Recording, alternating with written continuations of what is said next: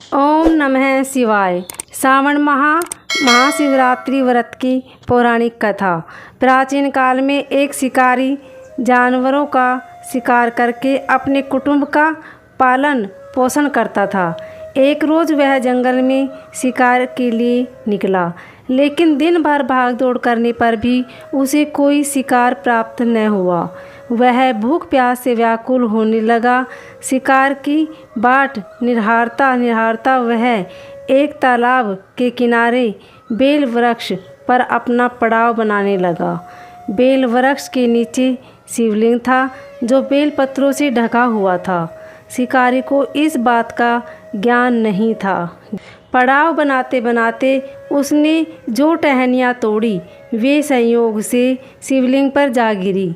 शिकार की राह देखता देखता वह बेल पेड़ के पत्ते तोड़ तोड़ कर शिवलिंग पर अर्पित करता गया। दिन भर भूखे प्यास शिकारी का व्रत भी हो गया और शिवलिंग पर बेलपत्र भी चढ़ गया। इस तरह वह अनजाने में किए गए पुण्य का भागी बन गया। रात्रि का एक पहर व्यतीत होने पर एक गर्भिणी मिर्गी तालाब पर पानी पीने आई। शिकारी ने धनुष पर तीर चढ़ाकर जो ही प्रत्यंचा खींची। मिर्गी बोली, शिकारी, मुझे मत मारो, मैं गर्भिणी हूँ, शीघ्र ही प्रसव करूँगी। तुम एक साथ दो जीवों की हत्या करोगी, जो ठीक नहीं है। मैं अपने बच्चे को जन्म देकर शीघ्र ही तुम्हारे पास वापस आ जाऊँगी, तब तुम मुझे मार लेना। शिकारी को हिरनी सच्ची लगी। उसने तुरंत प्रत्यंचा ढीली कर दी और मिर्गी झाड़ियों में लुप्त हो गई। कुछ समय उपरांत एक और मिर्गी उधर से निकली। शिकारी बहुत खुश हुआ, अब तो शिकार मिल गया। समीप आने पर उसने धनुष पर बाण चढ़ाया। मिर्गी ने विनम्रतापूर्वक निवेदन किया, हे शिकारी, मैं थोड़ी देर पहले ही ऋतु से निर्वृत हुई हूँ, कामातुर विरहिणी हूँ, अपने प्रिय की खोज में भटक रही हूँ। मैं अपने पति से मिलकर शीघ्र ही तुम्हारे पास आ जाऊँगी। शिकारी ने उसे भी जाने दिया। 2 बार अपने शिकार को उसने स्वयं खो दिया। उसका माथा ठनका, वह चिंता में पड़ गया। रात्रि का आखिरी पहर बीत रहा था, तभी एक अन्य मिर्गी अपने बच्चे के साथ उधर से निकली। शिकारी के लिए यह स्वर्णिम अवसर था। उसने धनुष पर तीर चढ़ाने में देर नहीं लगाई। वह तीर छोड़ने ही वाला था कि मिर्गी बोली, हे शिकारी, मैं इन बच्चों को पिता के हवाले करके लौट आऊँगी, इस समय मुझे मत मार। शिकारी हंसा और बोला, सामने आए शिकार को छोड़ दूँ, मैं ऐसा मूर्ख नहीं। इससे पहले मैं 2 बार अपना शिकार खो चुका हूँ। मेरे बच्चे भूख प्यास से तड़फ रहे होंगे। उत्तर में मिर्गी ने फिर कहा, जैसे तुम्हें अपने बच्चों की ममता सता रही है, ठीक वैसे ही मुझे भी अपने बच्चों की चिंता है। इसलिए सिर्फ बच्चों के नाम पर मैं थोड़ी देर के लिए जीवनदान मांग रही हूँ। हे शिकारी, मेरा विश्वास कर, मैं इन्हें इनके पिता के पास छोड़कर तुरंत लौटने की प्रतिज्ञा करती हूँ।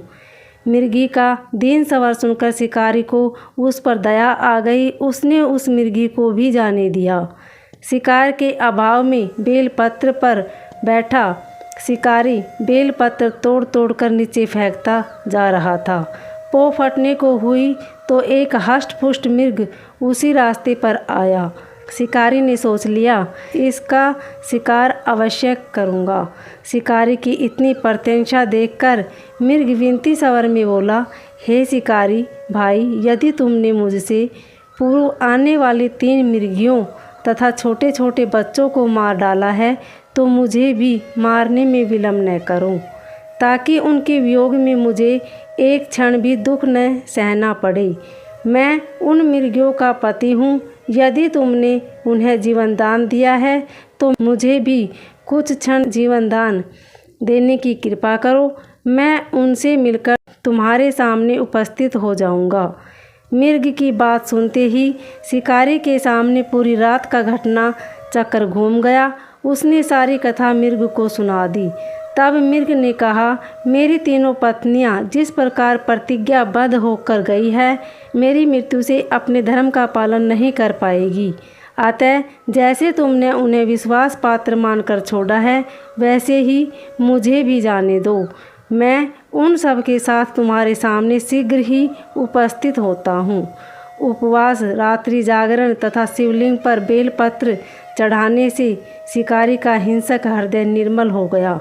उसमें भगवत शक्ति का वास हो गया। धनुष तथा बाण उसके हाथ से सहज ही छूट गए।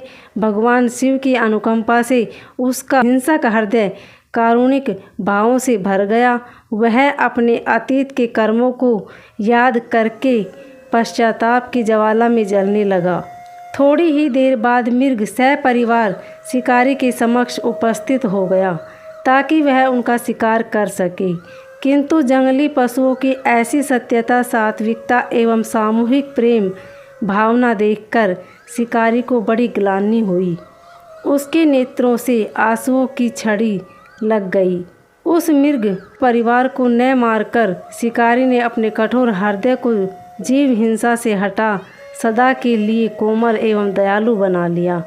देवलोक के समस्त देव समाज भी इस घटना को देख रहा था। घटना की परिणति होते ही देवी देवताओं ने पुष्प वर्षा की। तब शिकारी तथा मृग परिवार मोक्ष को प्राप्त हुए। ओम नमः शिवाय। उम्मीद है आपको यह कथा अच्छी लगी होगी। अगर अच्छी लगे तो वीडियो को लाइक, शेयर, सब्सक्राइब ज़रूर करें। कमेंट में ओम नमः शिवाय अवश्य लिखें। धन्यवाद।